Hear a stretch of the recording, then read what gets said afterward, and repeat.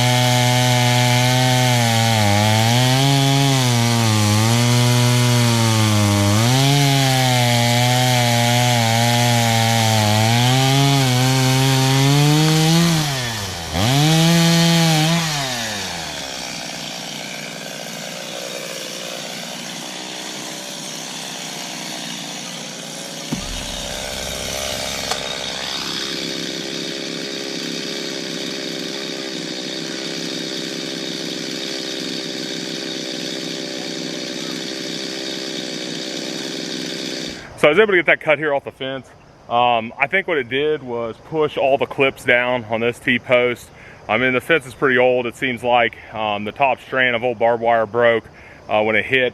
But I think I can pull it back up. And I have that feedlot panel still right down there. I have the cows locked out front, so I'm not too worried about that. But I could bring that feedlot panel up here and put it against it to get them back here after I come back later and cut the rest of this tree up here and get it off the electric fence and check that. We just needed to get this off the fence because I need to get feed today. They close at noon. If they have power, I need to call up there and check and see if they had even power to make the feed. I'm not really sure. I know a lot of people in that area are without power right now. And I still gotta go over here to the bank barn and feed, and that's gonna take a little bit of extra time this morning. So the next problem I ran into late last night was when I went to go turn on the water, the well kept shorting out and popping the breakers. Opened it up, it wasn't completely full of water or anything, it just had a little bit of standing water down in the bottom of the pit there. Looked like a lot of wires were wet though. I started looking more, and I think this little rooftop thing here, the cover was leaking some water down in there, so I covered it up with that sheet of plywood. But to get through this morning, and because I'm on a time constraint picking up the feed and some other items today, I just had 2 empty of these feed cans that we use there at the house. I rinsed them out, filled them both up with water, and drove over here. So I'm going to top everybody's water off, and then whatever extra, put in some buckets here, and then hopefully this afternoon I can come over and get the well working right. But if not, I'll have water here tonight so I can clean out my bigger water tank and haul more water over here as needed from the house. So there's about an inch of water in the bottom of this pit there on Friday evening when it kept blowing the breaker. And one of the problems I seen was the cows had stepped on this lid here to cover up the pit. And right there, there's kind of a gap there where they pushed pressure down on that top barn sheeting and bent it. And it was allowing water to drain down in. And that portion of the lid is right over top of the connection here for the pressure switch and for the pump motor and everything. And, you know, that's where the wires all connect inside there. So I think that was what was causing it to trip. I went ahead and dug a little bit more of a trench out around the well pit here, just because it's on a hillside. You know, I didn't know maybe if someone's getting in that way because I only noticed that this end had wet bricks on it. The other side wasn't really wet. It was just damp from, you know, the ground and the water down in there. So I'm kind of hoping that was it. So I'm gonna go up and test it now. And this is our problem area now that I got the lid back on. It was raining, it was collected in here, and it's a low spot, and it was filling up with the amount of rain we got, and you can see it's just kind of an opening down in there, and it would follow that insulation over to the corner of the weak spot and drip down all over the wire. So I think I figured out how to fix this problem. So that seemed to have fixed that problem, is just letting it get dried out in there. With that plywood on top of the lid, that's what I've put on Friday night. That basically is just telling me we need to build a new lid for this before winter comes, just so that way we don't run into this problem again. It'd be really miserable if it was frozen out or snowing and you're over here trying to fight that well pump. We'd have even less daytime hours, but it seems like that's the problem. I turned that water on, let the pump kick on and off there. We're filling the water trough now for the cattle just to keep an eye on it, making sure that it's going to work. But it seems like that solved our problem with the well pump. So we're gonna go ahead and mark that off as fixed. So I'm really thankful that well pump started working again. I really wasn't looking forward to trying to climb down that pit, work on it, and I really didn't want to have to start hauling water over here to the cows and all the lambs that are here, because with that creek being dry, we're also watering the cows almost every day. We're topping off their water. So I'm just glad that it started working again. The next thing I want to do is we need to go in here and mark out this group of 15 lambs that we have. On Wednesday morning between 7 and 8 a.m., I have to drop off 10 lambs to the processor. That processor is about 2 hours away from here, so I need to leave by 4:15 in the morning, so that way I can get through Cincinnati traffic if there is any. No problem, basically try to beat it. So what I need to do is get in there and mark them, like I said, so we can load them up late Tuesday night and make things a little bit easier on us while we're loading them, so that way we can identify them a little bit easier, because we'll be over here in the dark.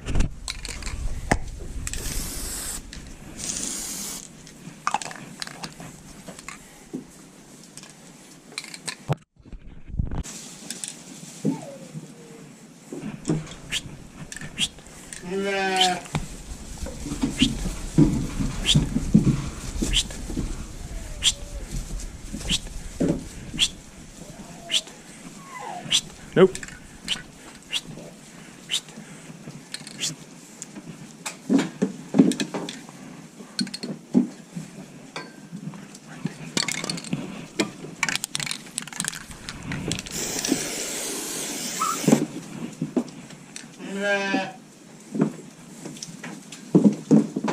Which one are you?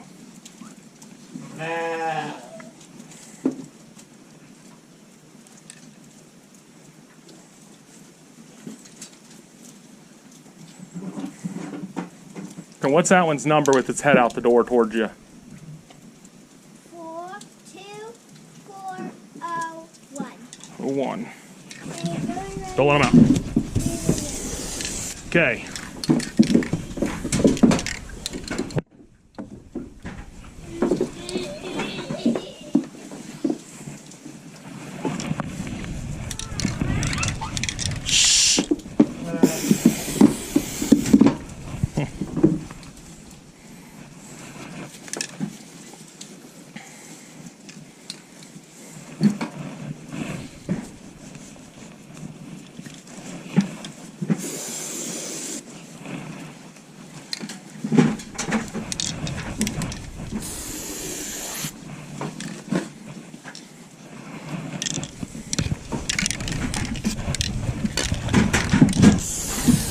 Hang on.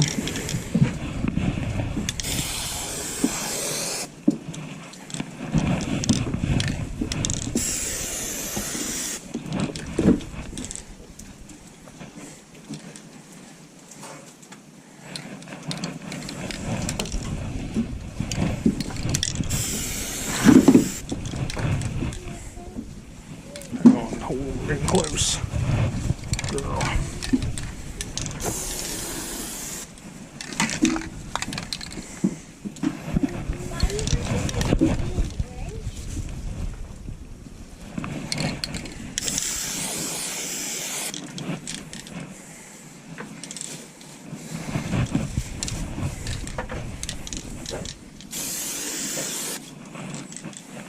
2413 right in front of me doesn't have it. This one has to go. I put 3 lines across it. Okay. Which one here? This 2413, I believe. Oh, boy.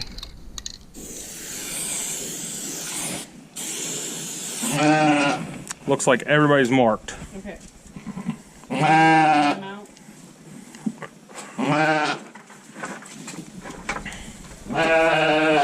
How many orange ones we got? 1, 2, 3, 4, 5, 6, 7, 8, 9. So that went really well for us. I was glad to be able to get them marked. They were able to be worked pretty easy. I'm glad none of them tried to hop out. They're to the size and weight and basically ability. They can hop over this red gate pretty easy if they want to.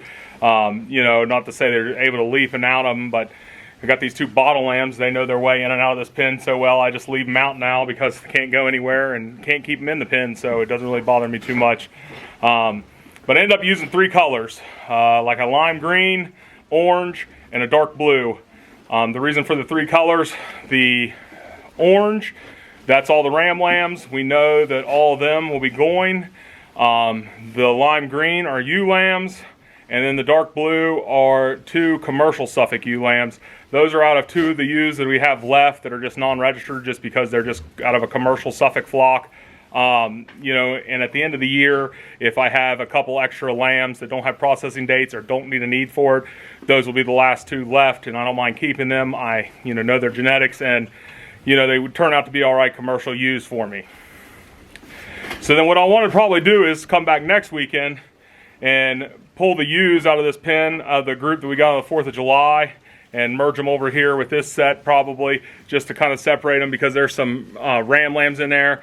And they're starting to get to the age that, we don't want them getting bred. So we want to pull those out and put them in here with the rest of the ewes because those are keepers. And, just want to get them separated out. I was glad to be able to do this today because we're going to be loading these guys with headlamps. This way we can get a good visual on the ones that we're going to be taking. We know right now we're taking all the orange and 2 greens. And so we have a plan going into it that we both know because it'll be dark late at night. And the trailer has a light on the inside to kind of help the sheep get up on it. But, we want to make this as easy on us and as stress-free on the lambs as possible. So, I'm hoping that it helps. So everything I've done basically since Friday, other than chainsawing that tree off the fence, has been basically just to put it off until later. That was one of the things, like with the well pump. I needed to go get feed. The feed mill closed by noon. The plumbing supply store in town, I think, closes at 1 on Saturday. So it was one of those things where I really needed feed, but I could truck in water until Monday if I needed to. I just kind of covered it up and hoped for the best and hoped that it worked out, which so far it looks like it might have. Because I really needed the feed because I was going to run out of feed because we're basically feeding so much that we only have the capability to store the exact amount it takes us to feed through 7 days right now. And that's just because we have such a large number of feeder lambs on hand. Right now we have more sheep getting fed than we ever have before. And so I really haven't expanded that because it's, just kind of one of those fluke things.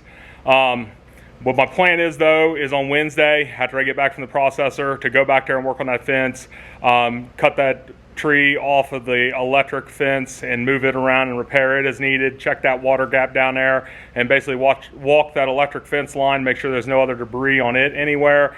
It's just been one of those things where it's just been trying to survive through this.